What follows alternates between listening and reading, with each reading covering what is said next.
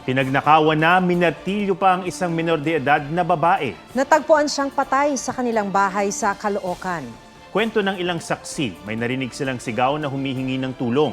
Hanggang sa nakita na lang duguan ng 17 anyos na si Daisy May Notario sa inuupahang bahay sa Barangay 12. Nadala pa sa ospital ang biktima pero idineklarang dead on arrival. Ayon sa kanyang ama, puwersahang pinasok ng salarin ang bahay ng anak na mag-isa lang noon sa bahay. Isa sa mga tinitingnang motibo ng krimen ang pagnanakaw. Itinuturing na ring suspect ang isang kapitbahay ng biktima. Nakuhanan siya ng mga damit na may dugo na isasalang sa forensic examination. Mabigat.